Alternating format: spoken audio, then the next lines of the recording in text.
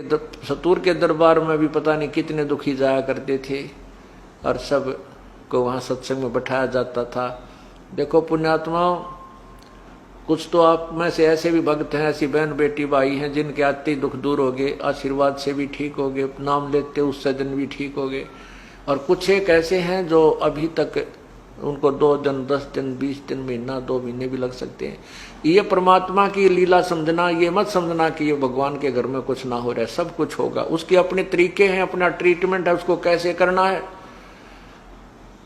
अब जिनके परमात्मा ने आते ही दुख दूर किए, उसको पता था कि ये भागेंगे नहीं और दूने दर्द होंगे। कुछ ऐसे हैं जो बहन भाई भगत हंगा करके लाओ, चल हमारे गुरुजी दौरा, जाते ठीक हो जाओगे, जाते ठीक हो जाओगे। ज्ञान उनको समझाते नहीं, तो वो आ जाते हैं अपने दुख निवारण करने के लिए। प्रभु को पता होता है कि जब ये ठीक हो गए तो ये बोर्ड करनी होंगे, तो झाड़े लवानी है, तो उनको नहीं करेंगे ठीक। अब जैसे हम जाया करते उड़ा कनपेड़ जड़वान, कनपेड़ झाड़ दी, ठीक होया कि ना होया, हो गया तो फिर उसके पास नहीं जाना, फिर कदे कनपेड़ होगी तो तभी जाएंगे। तो हम परमात्मा नहीं चाहते कि यहाँ झाड़ा लावर उन्हें ठीक करके बेच दिए, फिर कभी ना आए इनके ऊपर, फिर और बहुत कष्ट आएंगे। तो यहाँ पर वो भविष्य का भी ट्रीटमेंट किया जाता है कि ये पुण्यात्मा यहाँ आता रहे, 2 4 10 20 बार आने से इसको ज्ञान सुनेगा, सत्संग सुनेगा तो ज्ञान हो जाएगा, फिर ये डगमग नहीं होगा, फिर इसको परमात्मा स्वस्थ भी कर देंगे। यदि उसको पहले स्वस्थ कर दिया तो उसको और भयंकर दुख हो जाएगा, वो तो दुख दूर होगा, लेकिन आगने वाले समय में और भी बहुत कष्ट उस प्राणी थे, उनका बचाव नहीं हो पाएगा। वो दयालु इसलिए थोड़ी सी देरी करता है।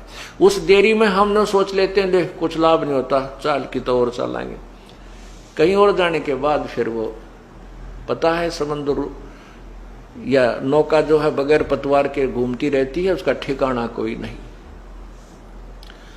तो नल नील ने इसी उद्देश्य से सेवा प्रारंभ कर दी। अब वो क्या करते थे, कोई भी रोगी आता था तो परमात्मा के पास बहुत दुखी आते थे। एक बार तो कहते हैं काशी में 160 कोढ़ी थे और वो कोढ़ी चले गए। कहने लगे भगवान आप सबके दुख दूर करते हो, हमारा भी कर दो। नु बोला परमात्मा बोले भाई थारे तुम्हारे दुख न कद नाट्या में, तुम आए ताज हो। उनको कहा बेटा तुम भजन करो, भक्ति करो, तुम स्वस्थ हो जाओगे। उन्होंने कहा ठीक है, जैसे जो आपकी आज्ञा। कहने लगे भगवान भक्ति तो हम कर लें, पर यूं कोड कर्ण तना देता, पीड़ा बहुत होती है, आप दया कर दो, दया कर दो। परमात्मा को पता तो था, पर उनने उनको कह दिया अच्छा भाई करेंगे, परमात्मा से अर्ज होगी सुनाई तुम्हारी। तो कहते हैं वो सारे के सारे का कोड ठीक हो गया, कोड ठीक होगा तो वो तो भाई फिर सत्य कहा बेटा सत्संग में आया करियो का। अच्छा जी, अब वो तो नहा धोकर बटे उबन काए, फिर जो पहले तो पीप चुया करती थी, कपड़ा भी ना सुहा हुआ था, और फिर ना सेवा करें, बैठ जानो टेव की तरह आकर कोई भगत का काम कर लो तो कर ले, यानी उल्टा उस तरह व्यवहार नहीं बना उनका। तो परमात्मा कहते हैं भाई ठीक है, हम तो देख दोबारा इस कष्ट ने तुम्हारे कदे नहीं, और तुम इस तरह चलोगे तो तुम्हारी भक्ति नहीं बनेगी। 1-2 गलतियां उन्होंने की, परमात्मा ने उनको करड़ा किया कि भाई ऐसा नहीं होता सत्संग में, तो वो आना ही बंद कर गए, आना ही बंद कर गए और भक्ति त्याग गई। अब ठीक आगे क्या हुआ वो तो लंबी कहानी है, वो तो प्रत्यक्ष है क्या होगा और क्या हुआ होगा उनकी गेला ज्यादा डिटेल नहीं बताते। तो परमात्मा ने ये सारे उदाहरण पहला करके दिखा रखे, हमारे ताई इस दास को उदाहरण दे रखे हैं कि ऐसे भी आवेंगे और उनको ठीक होते बकवाद भी पावेगी, फिर तेरा दिल भी दुख पाओगा कि देखो भगवान से अर्ज की और इन ये ठीक भी हो गए, राज फिर वो बकवाद गढ़े। ऐसे बहुत से लोग हैं। एक बेटगाम में हमारा भगत राजेंद्र जी, उनके घर हम सत्संग करना गए, वहाँ एक उसी गांव का एक कति रो है, बैठा बैठा है मैं मरूंगा, सब ने बता दिया, डॉक्टरों ने भी इलाज, डॉक्टरों ने भी उसको लाइलाज कर दिया, सूझ रहा सारा शरीर, उसके पता नहीं गुर्दे खराब थे, सारी बुरा हाल हो रहा, और अंतिम सांस गिने, सांझ सवेरा जा रहा उसकी मौत का, ये ऐसे दयालु हमारे भगत उसको बुला लिया, एक आजा तुम्हारे गुरुजी आऊंगे, हमारे पाठ हो रहा है, तू कोई नहीं मरे। सब ने पूछा भाई मैं बच जाऊंगा हमारे, क्यों मैं एक दिन लेट गया था, पाठ पहले प्रारंभ हो जाता था। तो सब भगत ने कहा तू चिंता ना करे, गुरुदेव नान दे तुझमा ठीक हो जाएगा। सब न रो है, उसकी पत्नी भी, पर ऐसी कृपा हुई मालिक की उसने नाम ले लिया, वो स्वस्थ हो गया।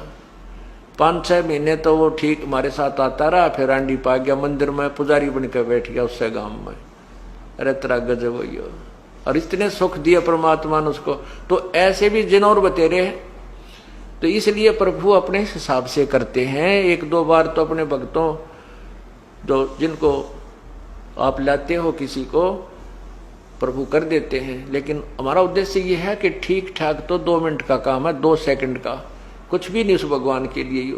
परंतु उन्हें तो और दुख दिखाई दे है कि यो नादान जय फिर हमारे इस रास्ते से भटक गया। तो काल तो बाट देखा इसकी, काल तो इंतजार कर रहा कि ये पुण्य तो कमाओगा यहाँ पर, शुभ कर्म तो यहाँ करके जाओगा, और उसकी बिरान में टिकरवाओगा काल, फिर उसको कितना राजा बना देगा, कितना मेंबर बना देगा, कितना एमएलए बना देगा, और उसकी करवा के खराब कमाई ने और गधा बना देगा। परमात्मा को पता है ये मेरी आत्मा है, और काल के जाल में तुरंत फंस जाती है। मेरे ज्ञान को तो मैं 10 वर्ष समझाऊं, और दूसरा 1 दिन में उसकी सारी बात मेरी ज्ञान को काट के वो काल का दूत उसमें फिट कर देता है मेरे भक्त में, और मेरे से दूर कर देता है। अंत कोट बाजी जहां हम रचे सकल ब्रह्मंडे, कहे कबीर मैं के करूं ये काल करे जीव खंडे। परमात्मा कहते हैं कि मैं सारी सृष्टि की रचने वाला हूं, मैं इतनी समर्थ शक्ति होते हुए भी अब मैं के करूं यो काल मेरे जीव को, मेरी आत्मा को, जो मेरी शरण में आ चुका है, उसने भी खंड कर देता, उसका नाम तुड़वा देता, कोई न कोई बकवाद गढ़ा के, कोई बहाना बना के। अनंत कोट बाजी जहां हम रचे सकल ब्रह्मंड। गरीबदास जी बताते हैं, कबीर जी यूं कहते हैं, कह कबीर मैं के करूं यू काल करे जीव खंड। यू काल जो है हमारे जीव को खंड कर देता है, यानी तोड़ देता है, उसको अपने पाले में ले जाता है। हमने शुभ कर्म तो करते हैं परमात्मा के बताई विधि से, 1, 2, 4 साल हम साधना कर लेते हैं, हमारे पास वो भक्ति का धन हो जाता है, और फिर हम सत्संग त्याग जाते हैं। उस अपने किए हुए सत्संग के दौरान शुभ शास्त्र अनुकूल साधना में किए हुए पुण्यों को फिर ये प्राणी अन्य योनियों में, अन्य जन्मों में मनुष्य जीवन पाकर प्राप्त करता है। तो उसमें वो अच्छा राजा भी बन सकता है, सेठ भी बन सकता है, उसी के पुण्य होते। और यदि उसको आगे भक्ति नहीं मिलेगी तो फिर वो पूंजी समाप्त हो जाती है। तो इसलिए हम हर दृष्टिकोण को सोचकर परमात्मा की आज्ञा अनुसार यहाँ सब क्रिया की जाती है। आप कोई लेट भी हो रहा है, किसी को कोई आराम नहीं हो पा रहा है, उसके लिए बताया कि द्वार धनी के पड़ा रहे, धक्के धनी के खा, 100 काल झकझोल ही पर द्वार छोड़ ना जा।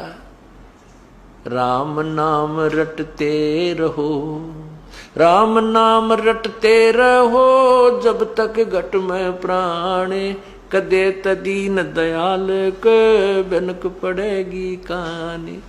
कभी तो उस दीन दयाल के यानी परमात्मा कभी तो सुनेगा जरूर आपकी, और यही भगवान है जो सुनने वाला, और कोई सुन भी नहीं सकता।